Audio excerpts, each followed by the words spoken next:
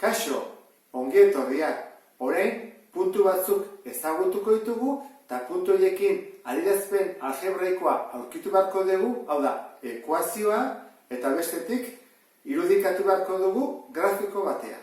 Lehenengo ariketan esaten digute -3, 6 puntutik pasatzen dela. Orduan jarriko dugu, -3, 6. Eta bestetik, proportzionaltasun zuzeneko funtzio bat dela. Horrek esan nahi du, 0,0 puntutik pasatuko dela. Horrelakoak, badakizu, I berdin M isa izaten dutela bere formula. N gabe 0,0tik, jatorretik pasatzen direlako. Orduan, egingo duguna izango da, puntu hau irudikatu, orduan, -3, 6, badakizu hau dela isa, eta hau I, orduan, -3, bat, 2, 3, eta altuera 6. Hora joango beha gorduntz. 6 arte, eta hori da puntua. Hartuko dugu puntu hori.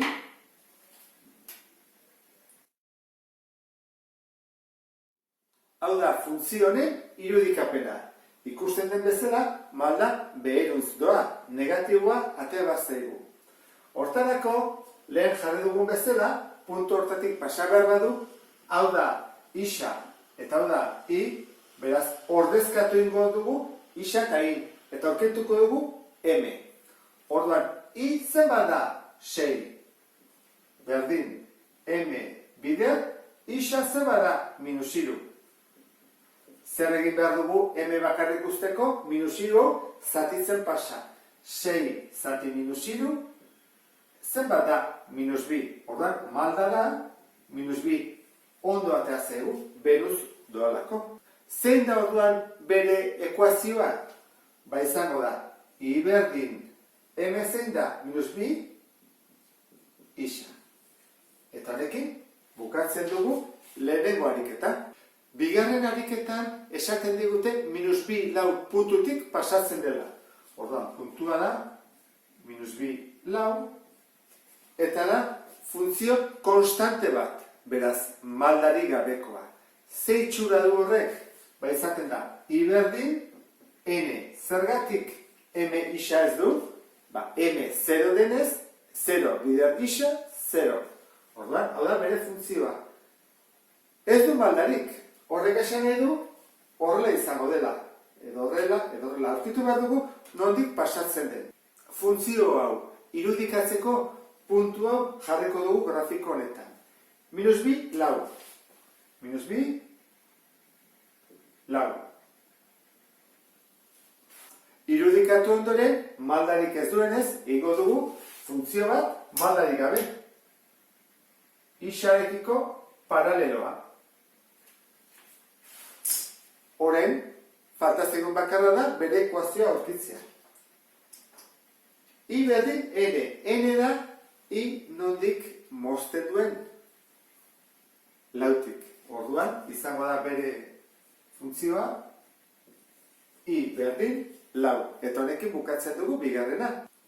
Hirugarren ariketan esaten digute malda -3 dela, horrek esan nahi du horrelatako dela, nunbaite. Ez dakigu, non ebakitzen duen I, baina horrela izango da. Eta bestetik, 2 -5 puntutik pasatzen dela. Orduan, irudikatuko dugu puntu hau. 2 -5. Isa, 2 da, eta I, -5. Horrela. Eta malda -3. Beraz, aurkitu behar dugu, I nondik mozten duen. Hori jakiten degunean, lotu dezakegu. Nola jakin dezakegu, I non ebakitzen duen. Ba, ordezkatuko dugu gure informazio guztia, funtzio linealaren ekuazioan. Eta era hortara, N atera dezakegu. Has gaitezen. Hau zer da? Isa, hau I, beraz, I-ren ordez jarriko dugu -5. Berdin. M-ren ordez malda -3. Bider. Isaren ordez 2. Gehi N. Ikusten dezun bezala, hau ekuazio arrut bat da. Orduan dugu, lehenengo biderketak egin behar dira.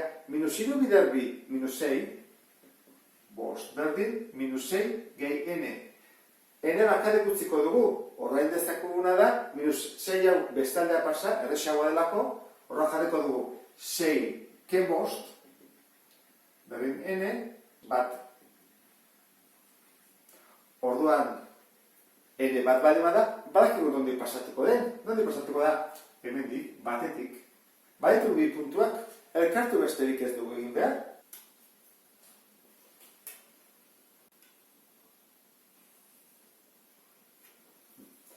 Hau da, B irudikapena. Orain, ekuazioa zein da? Izango da, I berdin. M minus 3, isa, gehi, bat. Lortu dugu. Bere ekuazioa eta irudikapena. Laugarren ariketa egiteko momentuan, irudikapena oso erresa da. Zergatik, bi puntu hauek jartzen baditugu, elkartuta funtzioa izango dugu. Orduan hori egingo dugu. Jarriko dugu bat minus bat. Orduan bat minus bat da isa bat eta altura minus bat. Puntua aurkitu dugu. Eta bestea da bi bat. Joan bat dugu bi eta bat. Orain, elkartuko ditugu.